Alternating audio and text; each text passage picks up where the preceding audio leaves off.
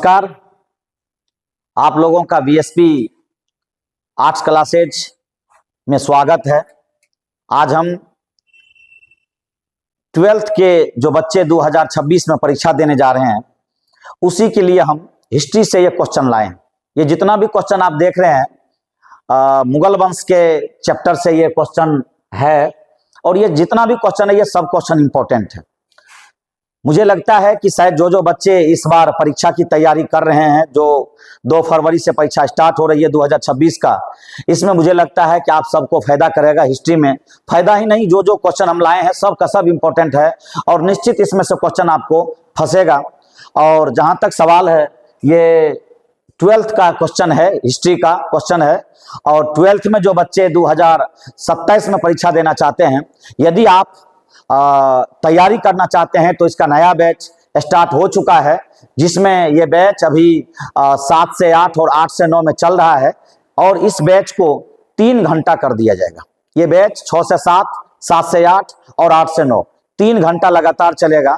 और जिनको जिस समय में आपका ये बैच में एडजस्ट हो, आप आकर के एडजस्ट कर सकते हैं। जिन बच्चों का इस बार 12th में आए हैं, यदि आप चाहते हैं तैयारी करने के लिए, बिल्कुल एक बेहतर तैयारी CUT के लेवल तक की तैयारी करवाएंगे हम आपको। आप यदि चाहते हैं तैयारी करने के लिए तो बैच स्टार्ट हो चुका है 7 से 8 और 8 से 9। इस बैच को और समय बढ़ाया जाएगा 6 से 7, 7 से 8, 8 से 9, यानी 3 घंटा तक पढ़ाया जाएगा। यदि कोई बच्चे हैं तो आकर के संपर्क कर सकते हैं। BSP GK GS में आप ये आकर के संपर्क कर सकते हैं, या बैच का समय आप जान सकते हैं 76 31 94 80 52 पर।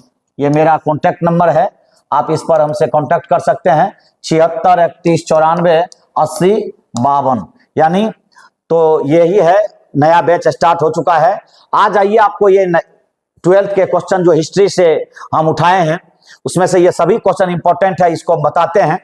तो हम ये शुरुआत करते हैं आपको। आइए, तो कहता है पहला क्वेश्चन है, भारत में मुगल वंश यानी मुगल साम्राज्य की स्थापना कब हुई थी? तो भारत में मुगल साम्राज्य की स्थापना की जब बात किया जाए तो 1526 ईस्वी में। कब? 1526 ईस्वी में 21 अप्रैल 1526 ईस्वी को बाबर ने इब्राहिम लोदी को हरा करके पानीपत के प्रथम युद्ध में एक नए राजवंश का स्थापना किया था, जिसका नाम था मुगल वंश। और यह बाबर के द्वारा स्थापित किया गया था। बाबर ने भारत में मुगल वंश का स्थापना किया था।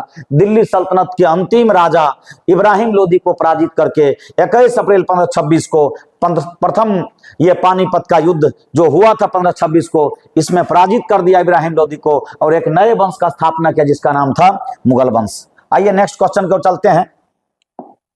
नेक्स्ट क्वेश्चन है दूसरा नंबर, कहता है भारत का प्रथम मुगल शासक कौन था? जब भारत का प्रथम मुगल शासक की बात की जाए तो भारत का प्रथम मुगल शासक बाबर था, जो 1526 में, यही बाबर 1526 में एक राजवंश का स्थापना किया था, जिसका नाम था मोहम्मद जहीरुद्दीन बाबर। ये 1526 में पानीपत के प्रथम युद्ध के बाद बाबर इस वंश का स्थापना किया था, जिसका नाम था मुगल वंश। इसके बाद नेक्स्ट क्वेश्चन आया जाए। नेक्स्ट क्वेश्चन है, पानीपत का प्रथम युद्ध किस वर्ष हुआ था? तो पानीपत का प्रथम युद्ध 21 अप्रैल 1526 ईस्वी को, 21 अप्रैल 1526 को मुगल वंश के प्रथम शासक बाबर ने इस युद्ध का शुरुआत किया था इब्राहिम लोदी के खिलाफ। और 1526 में इब्राहिम लोदी के हारने के बाद पानीपत का यह प्रथम युद्ध हुआ था 1526 में, जिसमें इब्राहिम लोदी हार गए थे और बाबर की जीत हुई थी। इसी युद्ध के बाद बाबर ने एक नए राजवंश का स्थापना किया था, जिसका नाम था मुगल वंश। आइए नेक्स्ट क्वेश्चन है। नेक्स्ट क्वेश्चन कहता है तुजुके बाबरी किसने लिखा है? तो तुजुके बाबरी ये बाबर का आत्मकथा है। तुजुके बाबरी बाबर का आत्मकथा है, जिसको बाबर ने लिखा है। तुजुके बाबरी बाबर का आत्मकथा है, जिसको बाबर ने लिखा है। और ये बाबर के द्वारा लिखा गया आत्मकथा है, जो बाबर इसको तुर्की भाषा में लिखा था। बाबर ने इसको किस भाषा में लिखा था? तुर्की भाषा में। और बाद में अकबर ने इसका अब्दुल रहीम खान खाना के द्वारा फारसी भाषा में अनुवाद करवाया था। फारसी भाषा में अनुवाद करवाया था। वैसे जान जाइए कि मुगल वंश का दरबारी भाषा था फारसी, मुगल वंश का राजभाषा था, दरबारी भाषा था फारसी, लेकिन बाबर ने तुर्की भाषा में बाबरनामा का रचना किया था। आइए इसके बाद है 5वां नंबर में, बाबर द्वारा कौन सा ग्रंथ लिखा गया था। तो बाबर के द्वारा ये बाबरनामा लिखा गया था, जिसको तुजुक बाबरी भी कहते हैं। ये बाबरनामा लिखा गया था, ये तुर्की भाषा में, यहां भी हम लिखे हुए हैं, तुर्की भाषा में लिखा गया था। लेकिन बाबर का इसका फारसी में अनुवाद अकबर ने अब्दुल रहीम खान खाना से करवाया था, जो अब्दुल रहीम क्या कहते हैं, बैरम खां का बेटा था, जिसको अकबर ने पुत्रवत संरक्षण दिया था। आइए नेक्स्ट क्वेश्चन की ओर चलते हैं। कहता बाबर की आत्मकथा का क्या नाम था। बाबर की आत्मकथा बाबरनामा था। बाबर की आत्मकथा बाबरनामा था। अभी हम बोले बाबर ने इसको तुर्की भाषा में लिखा था, बाबरनामा नहीं बल्कि तुजुके बाबरी लिखा था बाबर।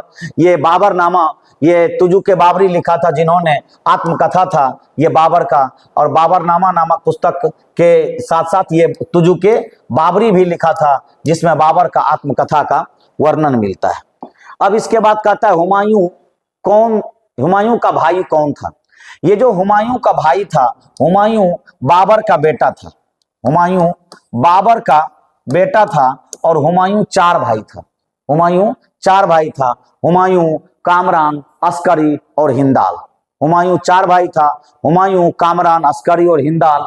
और बाबर के 3 पत्नियां थी, और 3 पत्नियां में ये 4 बेटा था। जिसमें कहता हुमायूं का भाई कौन था, तो इनमें से सभी होगा, कामरान भी था, अस्करी भी था और हिंदाल भी था। ये बाबर के तीनों पत्नी में ये 4 गो बेटा था। आइए इसके बाद क्वेश्चन है, शेरशाह किस मुगल सम्राट को हराया था।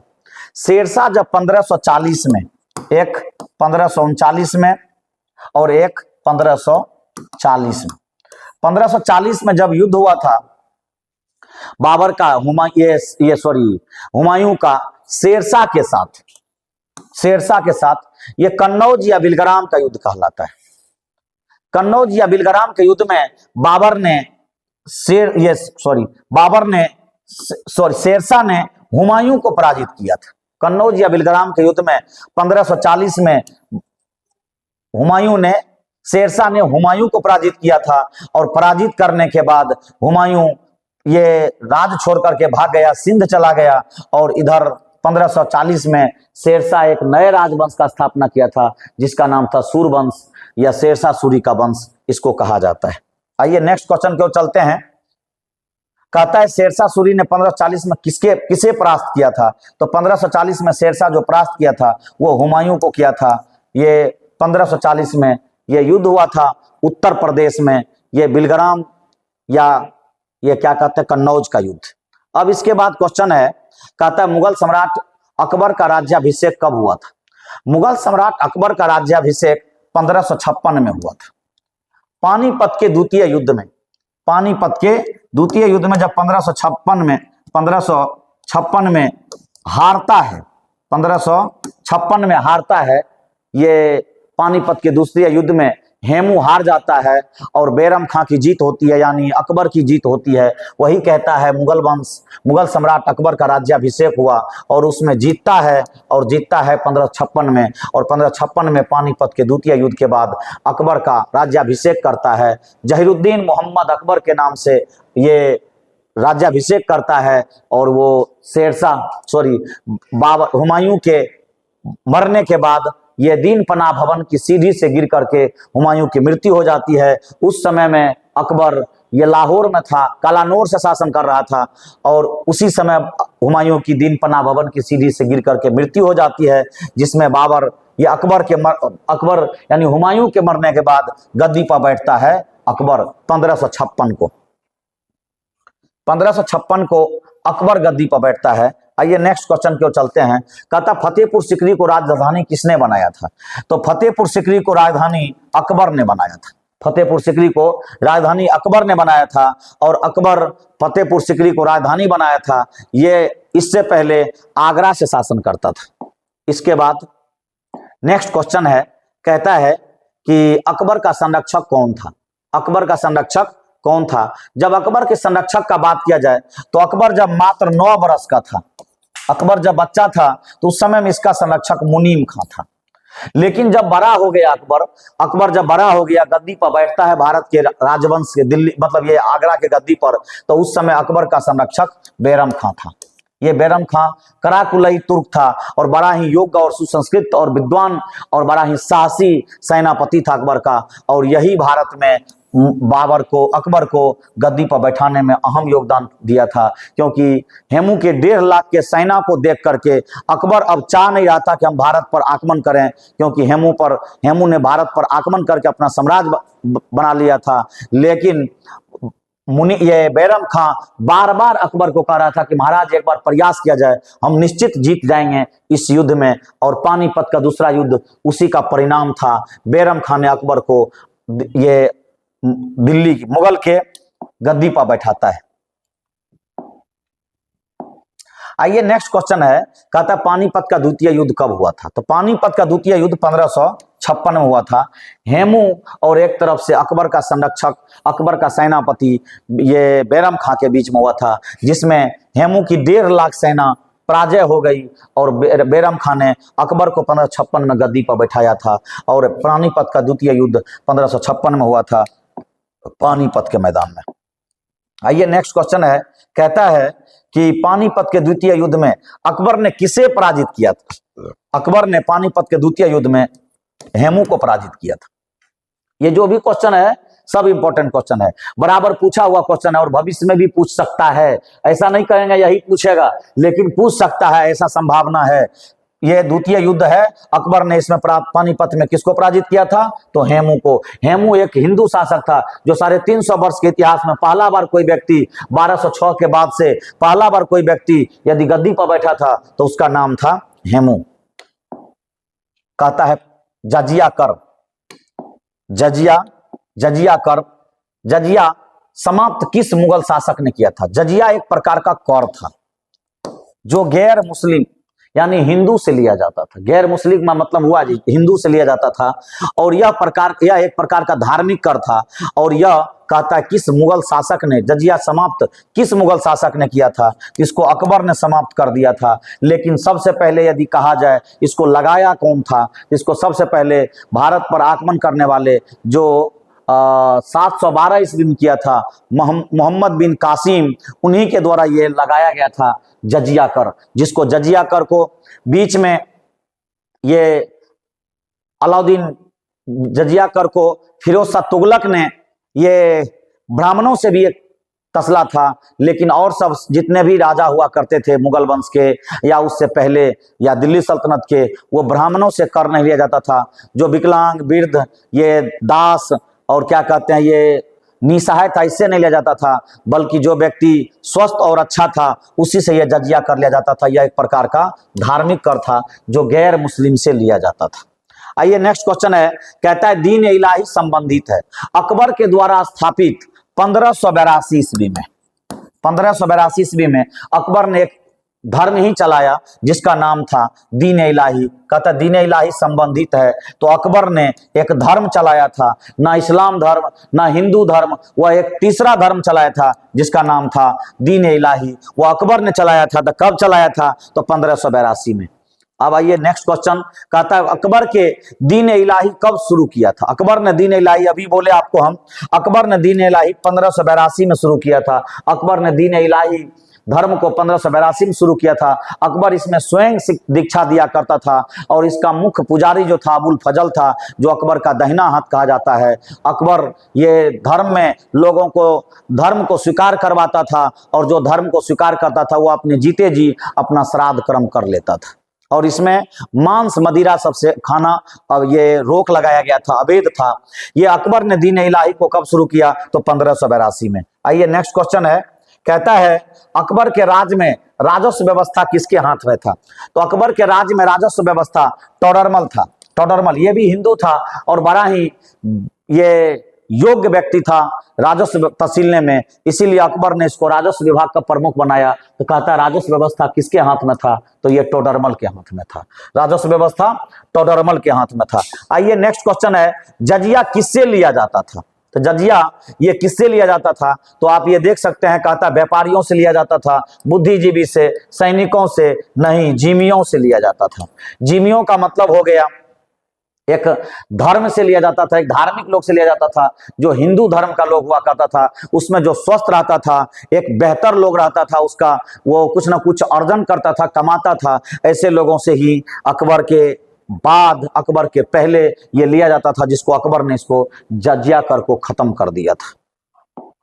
अब इसके बाद है 20 नंबर क्वेश्चन है, आइए ये देखते हैं। कहता सुलह कुल की शाब्दिक मतलब क्या था? सुलह कुल का स्थापना अकबर ने किया था। अकबर ने अपने दरबार में सुलह कुल की नीति को अपनाया था, जिसमें इनमें चाहता था सभी लोग, कोई भी ऐसा बात हो तो उसको सब बैठ करके और आपस में सामंजस्य करके उसको शांति स्थापित करें, यानी सार्वभौमिक शांति था। इसका अर्थ होता है सार्वभौमिक शांति, यानी सबके लिए वो मिल करके सुलह कुल सब बैठ करके उसमें निर्णय लेता था, जिसको सुलह कुल की नीति कहा जाता था। इसको सार्वभौमिक शांति भी कहा जा सकता है। 21 नंबर क्वेश्चन है, ये कहता है अकबर के काल में राजस्व व्यवस्था किसके नियंत्रण में था? तो अकबर के काल में राजस्व व्यवस्था टोडरमल के नियंत्रण में था। अकबर के काल में राजस्व व्यवस्था टोडरमल के काल में था। मान सिंह अकबर का साला भगवान सिंह का बेटा था, यानी इसको साला का बेटा कह सकते हैं। बैरम खां जो था अकबर का, ये क्या कहते हैं, अकबर का संरक्षक था और इसका हर हमेशा सेनापति के रूप में रहता था। और बीरबल एक हिंदू था, इसका मूल नाम महेश दास था और ये अकबर के दरबार में ये भी रहता था। ये हिंदू में सबसे योग्य व्यक्ति था उस समय में, जो अकबर के दरबार में रहता था। और आप जानबे करते हैं बीरबल का एक से एक किस्सा कहानी है। आइए 22 नंबर क्वेश्चन देखते हैं, अकबर का वित्त मंत्री कौन था? तो अकबर का वित्त मंत्री यदि बात किया जाए तो वो टोडरमल था। अकबर का वित्त मंत्री टोडरमल था। अबुल फजल अकबर के दरबार का विद्वान था। मान सिंह भगवान दास का बेटा था और बीरबल अकबर के दरबार का एक कवि था। नेक्स्ट क्वेश्चन कहता है अकबर के काल में भूमि को कितने भाग में विभाजित किया गया था? तो अकबर के काल में भूमि को 4 भाग में विभाजित किया गया था, जिसमें पौजल भूमि, परती भूमि, ये बंजर भूमि और छाछर भूमि, ये 4 भाग में भूमि को विभाजित किया गया था अकबर के काल में। नेक्स्ट क्वेश्चन कहता है अकबर के दरबार का प्रख्यात गायक कौन था?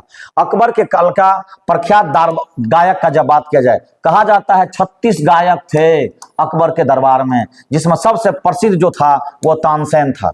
सबसे प्रसिद्ध तानसेन था और तानसेन बहुत ही विद्वान था और खास करके ये गायकी में बहुत ही आगे था। ये ग्वालियर में पढ़ा था और ये तानसेन क्या कहते हैं, गुरु हरिदास का ये शिष्य था। एक बार अकबर ने तानसेन से कहा कि तुम अपने गुरु को बुलाओ, तुम जब इतना अच्छा गाते हो तो तुम्हारा गुरु कितना अच्छा गाता है। लेकिन जब हरिदास के पास तानसेन पहुंचा तो हरिदास ने कहा हम किसी राज दरबार या किसी घराने के लिए नहीं गाते हैं, हम परमपिता परमेश्वर उस मुरली मनोहर के लिए गाते हैं, जो हम किसी के चाहे जिसको जो करना है मेरे लिए करे, लेकिन हम किसी के लिए दरबार में जाकर के नहीं गाते हैं। तो अकबर ने इसके दरबार, इसके यहाँ जाकर के, यानी कहने का मतलब है हरिदास के पास जाकर के ये उनका संगीत को सुना था और कहा जाता है वही हरिदास का शिष्य था तानसेन।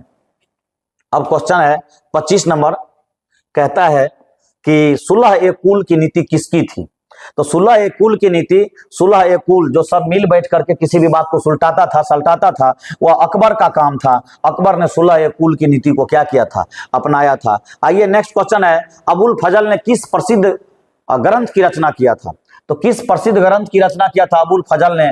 तो वो अकबरनामा था। अकबरनामा का रचना अबुल फजल ने किया था और ये अकबर के दरबार का बहुत बड़े इतिहासकार भी था और इसके दरबार का यह एक इसका दाहिना हाथ भी कहा जाता था, अबुल फजल। आइए नेक्स्ट क्वेश्चन 27 नंबर, अकबर ने तीर्थ यात्रा कर को कब समाप्त कर दिया? जब अकबर की बात किया जाए तो अकबर ने कहता है तीर्थ यात्रा कर को कब समाप्त कर दिया? तो अकबर 1563 में तीर्थ यात्रा कर को समाप्त किया। तो 1562 में इन्होंने दास प्रथा का अंत किया। 1563 में तीर्थ यात्रा कर, 1562 में इन्होंने दास प्रथा का, 1564 में इन्होंने जजिया कर का, 1575 में इन्होंने इबादत खाना का स्थापना किया, 1578 में इन्होंने इबादत खाना को सबके लिए खोल दिया, 1579 में मजहर का घोषणा किया और 1582 में दीन इलाही का स्थापना किया और 1583 1383 में इन्होंने इलाही संबत नामक एक संबत चलाया था, जिसको इलाही संबत भी कहा जाता है। तो ये अकबर के द्वारा किया गया था। 1562 में इन्होंने दास प्रथा का अंत किया। 1563 में इन्होंने तीर्थ यात्रा खत्म किया। 1564 में इन्होंने क्या कहते हैं जजिया कर को खत्म किया। 1575 में इन्होंने इबादत खाना का स्थापना किया। 1578 में इन्होंने इबादत खाना को सबके लिए खोल दिया। 1579 में इन्होंने मजहर का घोषणा किया। तो 1582 में इन्होंने दीन इलाही का स्थापना किया। तो 1583 में इन्होंने इलाही संबत नामक ग्रंथ, ये इलाही संबत नामक एक संबत चलाया था। कहता अकबर का समकालीन इतिहासकार कौन था? तो अकबर का समकालीन इतिहासकार का यदि बात किया जाए तो ये इब्न बतूता था। ये इब्न बतूता अकबर के समकालीन इतिहासकार था। ये इसके समय में ही रह करके भारत का भ्रमण किया और इतिहास को लिखा। अब कहता है जहांगीर कब शासक बना था? तो जहांगीर अकबर का बेटा था। जहांगीर अकबर का बेटा था और 1605 में जब अकबर की मृत्यु हो गई तो जहांगीर ने गद्दी पर बैठा। इसका मूल नाम अकबर, इसको प्यार से, क्योंकि अकबर को जोधाबाई को कोई बाल बच्चा नहीं हो रहा था, इसीलिए शेख सलीम चिश्ती के आशीर्वाद से ये पैदा हुआ था। इसीलिए कहा जाता है जब शेख सलीम चिश्ती के आशीर्वाद से ये पैदा हुआ था, इसीलिए अकबर को ये जहांगीर ने अकबर को शेखू बाबा कह के, यानी सलीम इसका वैसे नाम था लेकिन शेखू बाबा नाम कह के पुकारता था, लेकिन जहांगीर के नाम से ये दिल्ली के गद्दी पर बैठा था 1605 ईस्वी में। इसी के समय में 1608 ईस्वी में कैप्टन हॉकिंस भारत आया था हेक्टर नामक जहाज से, और वह भारत में यूरोपीय कंपनी का आगमन तो 1498 में ही हो गया था, जिसमें पुर्तगाली भारत आया था। लेकिन अंग्रेज पहला बार 1608 में कैप्टन हॉकिंस आया था हेक्टर नामक पानी के जहाज से। आइए लास्ट क्वेश्चन है। आज हमने 30 क्वेश्चन लाया था। अब इसमें प्रकार से ही हम प्रयास करेंगे चैप्टर बाय चैप्टर, जब तक आपका परीक्षा नहीं होता है, चैप्टर बाय चैप्टर हम क्वेश्चन को हल करके आप लोगों को ज्यादा से ज्यादा क्वेश्चन, इसमें हम ज्यादा, और कुछ क्वेश्चन ऐसा भी है जो आपको 2 नंबरा भी क्वेश्चन को हम डील करेंगे। तो जिनको जो नहीं पढ़े हैं, शायद ये 10 दिन यदि बढ़िया से पढ़ लीजिएगा तो मुझे लगता है कि आपका बहुत कुछ सॉल्व हो सकता है। नूरजहां का संबंध किसके शासनकाल से है? तो नूरजहां के संबंध जहांगीर के शासनकाल से है। ये वही जहांगीर है जिसके समय में कहा जाता है, जिसके समय में नूरजहां नाम की एक महिला भारतवर्ष में ये अपनी सुंदरता के लिए प्रसिद्ध थी। जहांगीर ने, जब अकबर ने क्या कहते हैं अनारकली को मरवा दिया, उसके बाद जहांगीर फिर जब गद्दी पर बैठता है तो नूरजहां नाम की एक महिला थी और ये अस्मत बेगम की बेटी थी और ये बहुत सुंदर थी। इसको ही जहांगीर ने अपना ये पत्नी बनाया, विवाह किया और इसी को जहांगीर गद्दी पर भी बैठाया था अपने साथ में। तो नूरजहां जहांगीर से संबंधित था। कहा जाता है 1605 से लेकर के 1611 तक जहांगीर अच्छा से शासन किया, लेकिन 1611 के बाद जहांगीर पूरा शराब और ये सूरा में मस्त हो गया और 1611 से लेकर के 1627 तक नूरजहां ही सत्ता को चलाई, यानी नूरजहां के हाथ से ही शासन चला। इसीलिए कहा जाता है नूरजहां का संबंध किससे है? तो जहांगीर से है। ये जहांगीर बेटा है किसका? अकबर का। तो आज यहीं तक रहने दीजिए और फिर अब आपका ये अगला क्लास हम कल देंगे जिसमें आपको दूसरा चैप्टर बताएंगे। और तो आज इतना ही रहने दीजिए। हम प्रयास करेंगे इसके साथ साथ आपको 2 नंबरा क्वेश्चन भी बतावें, और जिनका जिनका हिस्ट्री है, पॉलिटिकल है और ये ज्योग्राफी है, ये सब मेरे चैनल को आप लोग सब्सक्राइब कर लीजिए, जिससे कि हम कोई भी ऐसा वीडियो डालेंगे तो आपके ये पास तक पहुंच जाए। जय हिंद, जय भारत।